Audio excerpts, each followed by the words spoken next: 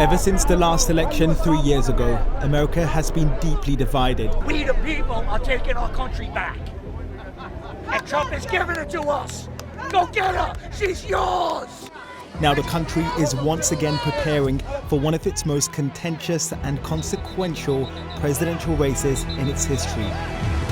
Donald Trump versus Joe Biden, the sequel, now looks inevitable. We will make America safe again. And we will make America great again. Despite facing 91 felonies, Trump is set to win the Republican nomination and could become the first former president to campaign as a criminal defendant. I will do everything I can to end this witch hunt and end the weaponized government.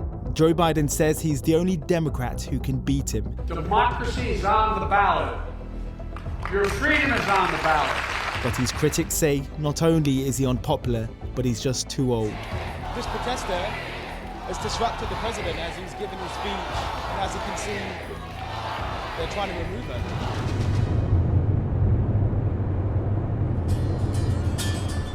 Trump is not above the law, no. Not above the law. As the 2024 campaign heats up, I'm taking to the road to look at the state of America's politics and what a second-term Biden or Trump presidency might mean for us in the UK.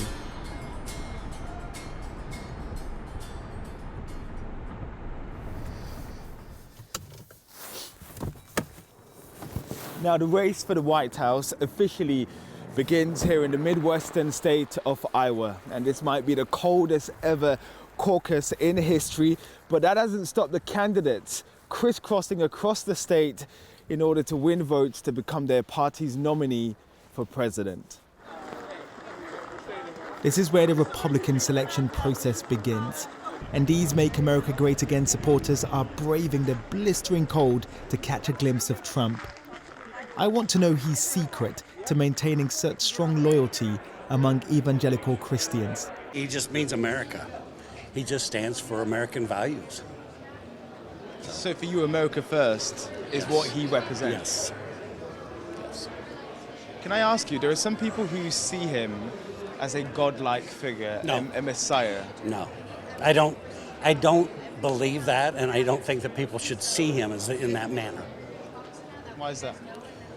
There's only one God, and when we look to President Trump, one of the things that he values is one true God.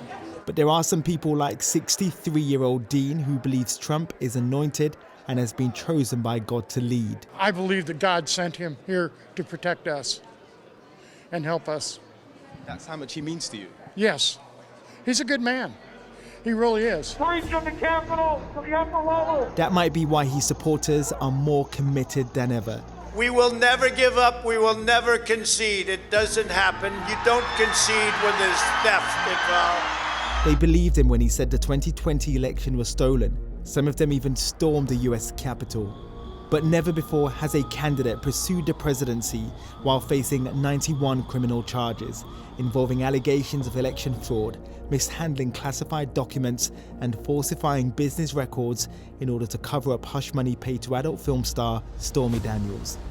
Marjorie Taylor Greene is one of Trump's most vocal allies, and she told me she believes he is innocent. I'm sure people in your country are shocked at what they're seeing in America because everyone in your country and the rest of the world knows that this is not the America that they've always known.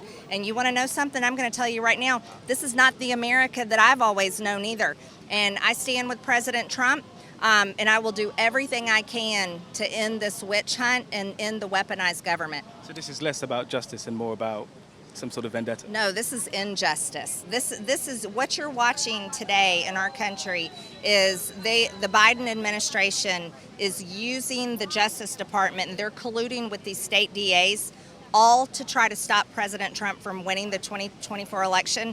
And I can tell you right now, I travel the country all the time. I talk to so many voters in our country, not just Republicans, independents and Democrats too, and they all know exactly what this is, and we want President Trump back.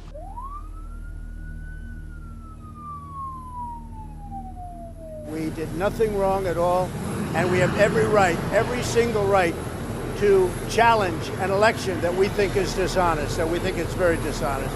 Unprecedented, historic, and astonishing are all adjectives I often find myself using when covering Trump's court appearances. But the truth of the matter is, politics has never seen anything like this man before. He does not deserve to be treated this way. He loves America, he loves his people. Isn't it important that he is held to account if he has done wrong? I don't think he has committed any crime. I feel sorry for this country and for you. You are still sleeping. I think I'm awake. No, you are not. I hope one day history can prove you are wrong, okay? If we follow the polls, he's doing very well. Does Among that worry Republicans, you? Yes, it worries me a lot because these people are being brainwashed by a sociopathic grifter. Hell no, we won't go. Ask any journalist covering these proceedings and they will tell you it is an experience like no other. Wouldn't you say it's important to allow the justice system to run its course? Well, this is the injustice system. We have two tiers of justice right now. This is not justice that you're seeing. This is a disgusting example of a president, I loosely call him that, Joe Biden, weaponizing our government. Our government belongs to we the people. He's weaponizing our government against his political foe. Because guess what? His political foe is so massive and so strong that Joe Biden can't beat him. And he knows that. And he knows Trump's going to win the nomination. Trump's going to go on to beat him. He's withheld 600 pages of materials that will exonerate Donald Trump. This is ridiculous. Donald, I love you. So could Trump, as his followers strongly believe, be the victim of a witch hunt? I categorically reject any suggestion, any accusation, any notion that this is a witch hunt. Alberto Gonzalez is a former U.S. Attorney General who was head of the Department of Justice under George Bush. Donald Trump engaged in some reckless conduct, and in doing so, he placed himself above the law, and he potentially has jeopardized the national security of this country, the national security of our allies, and I think it perhaps has made it more difficult for our allies to trust that the United States can protect sensitive information. Democrats see Trump as their best chance at winning the White House again. I've never said I'm a perfect person, nor pretended to be someone that I'm not. But he's also the one they fear the most when it comes to losing. So, Governor, are you worried about the prospect of a rematch between Donald Trump and Joe Biden? No, I relish the idea that we're going to run not only against Donald Trump, but any Republican who's running on the MAGA agenda. Remember how unpopular this agenda is. Abortion rights, for example, across the United States inure to the benefit of Democrats. We're the ones standing up for women's rights and women's reproductive health. The Republicans want to take that away. Guns. The Republicans think everybody should have a gun or multiple guns. Democrats at least think there ought to be some gun safety legislation and that we ought to ban assault weapons. And finally, it was Donald Trump that lost millions of jobs in the United States, and Joe Biden that's restored that and more. In fact, Joe Biden's created more jobs than any president, I think, in my lifetime, and brought manufacturing back to the United States. So I think those things are not worrying me. Those are things that are encouraging me about why Joe Biden will win in November. I've come to Virginia to see both the president and vice president on their first joint campaign rally.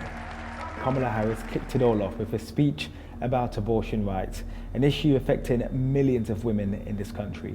He intended for them to take your freedoms. He is the architect of this healthcare crisis. But what should have been a major moment for Joe Biden instead descended into total chaos. Joe and I had a chance to sit down. There is a no! How many kids have you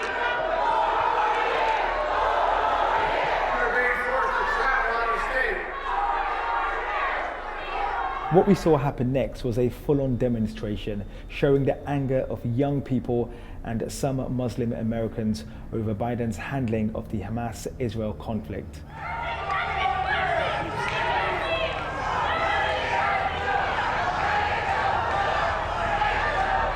This protester has disrupted the president as he's given his speech. And as you can see, they're trying to remove her. Everyone in that room, including the president, were clearly shocked. I think I counted him being heckled around 14 to 15 times. I wanted to hear what the president had to say. We only got to hear little bits. And something the president did say that I don't know if anybody caught was as the third person stood up, he said, guys, they're just passionate. That's my president. He gets it, he understands it, but there's a time and a place. It is somewhat unusual for foreign policy issues to generate these kind of strong feelings.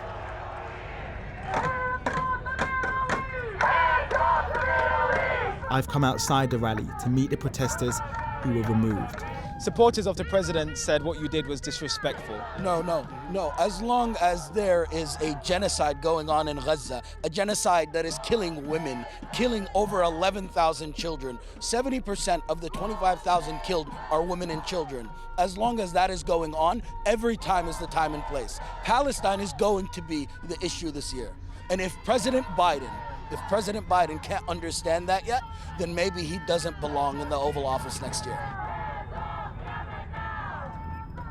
Do you have any regrets? Regrets of what? Heckling the president. Absolutely not. This is going to happen from now till Election Day. The president is not going to go anywhere without knowing he's supporting a genocide. There is a real risk that this conflict could become a major political headache for Biden. With his approval rating at a record low, he knows this presidential campaign will be the fight of his life. This congressman is one of his closest friends. Why do you think his approval rating is so bad at the moment? Because the country has turned to style over substance. It's just that simple. Style versus substance. We had a bombastic personality running for president who developed that personality over television. Style. What do you admire about him? Joe Biden is not flamboyant. Joe Biden is not bombastic. Joe Biden is just a solid administrator, a solid public servant. Team Biden say they are confident he will remain in the White House, but Trump has vowed to do whatever it takes to move back in. And the very thought of that has left some people beyond excited, including former British Prime Minister Boris Johnson. He's already declared his support for the former president, saying Donald Trump is what the world needs right now. So what will another Trump presidency mean for Britain and Europe? I'm about to talk to one man who might have the answer.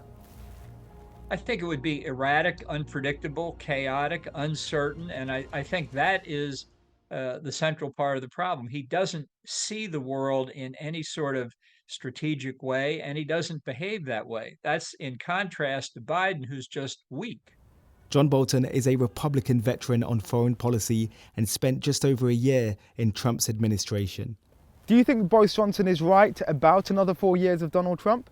Well, I'm a fan of Boris Johnson. I'll just say on this one, we disagree pretty strongly. I think this would be a big problem for the United States and for its allies if Trump were reelected. He doesn't think consistently or strategically. At a time in the world when I think the level of threat, whether it's the Russian invasion of Ukraine, the Iranian directed assault of multiple terrorist groups across the Middle East, the threat of Chinese belligerent behavior against Taiwan and the South China Sea along the border with India are very much with us. I think we need a president who can provide more consistent, coherent leadership. And I have to say right now, if it's a race between Trump and Biden this November, neither candidate will be up to the job. But the Trump campaign strategy already seems to be working. From the Iowa caucuses. So we're here behind the scenes in the media room for the Republican caucus results. And what we're seeing so far is that Donald Trump has won by a landslide, by 51%. To the New Hampshire primary, he is cementing his position as the Republican frontrunner. But his former UN ambassador Nikki Haley is the only thing now between him and that nomination. The last two presidential candidates to go head-to-head for a second time was in the 1950s, but this year the stakes couldn't be any much higher. The battle for America could boil down to two main points among voters: Biden's age and Trump's legal nightmares. When you talk to people up and down this country, there is a sense of disbelief of another election rematch. But like most sequels, this one though is going to be a lot more dramatic and explosive. And the man currently inside that building knows he can't underestimate his rival, who will be ruthless in his attempts to get him out.